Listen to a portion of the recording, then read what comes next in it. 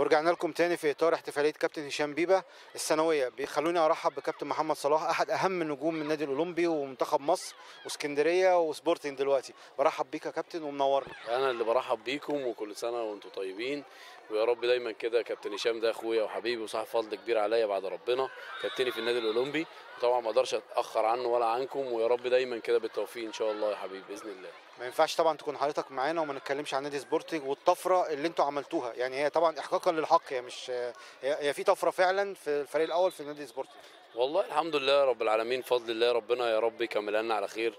الحمد لله السنه دي ماشيين بخطى جيده، الجهاز كله على قلب راجل واحد، معانا لعيبه رجاله قوي بصراحه وقافلين على نفسنا كويس وبنشتغل، والحمد لله ربنا كريم. الفترات اللي فاتت دي والله كنا ماشيين كويس، بس والله تعرضنا لكتير مش من بعض الاخطاء التحكيميه اللي خلت الفرق يقرب، ولكن الحمد لله والله يعني احنا كنا ماشيين كويس زي ما بقول لك، وقعدنا كام ماتش كده يعني تعرضنا لظلم تحكيمي كبير يعني، ولكن الحمد لله طبعا احنا ماشيين، والاخطاء دي وارده وما فيش حد بيبقى قاصد يغلط، واحنا بنحترم كل القرارات. ولكن انا بقول لك يعني من اللي انا شفته وعشته جدا، يعني لو كنا خدنا بس حقنا يعني، ولكن الحمد لله رب العالمين.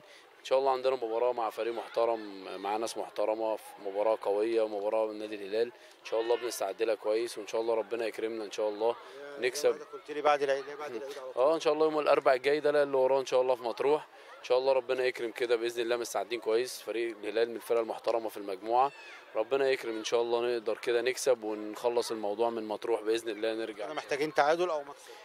احنا محتاجين 4 بونت ان شاء الله من ال6 بونت، ولكن احنا تملي انت عارف البطل بفضل الله بيلعب جوه زي بره، واهمه 3 بونت يعني، ما بيلعبش على التعادل يعني.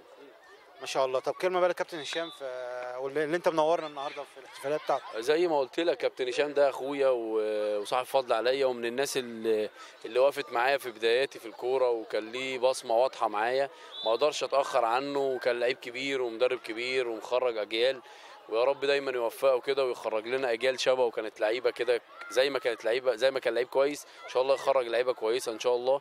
وكل سنه وانتم طيبين بمناسبه عيد الفطر كده، وربنا يتقبل منا الصيام في رمضان ان شاء الله. وانت يا رب وانت طيب وبخير يا رب كده، ومنورنا كل سنه ان شاء الله. بنورك ودايما موفق كده، وسعيد دايما بلقائي معاك يا حبيبي. الله يخليك يا كابتن محمد، الف شكر ليك. شكرا.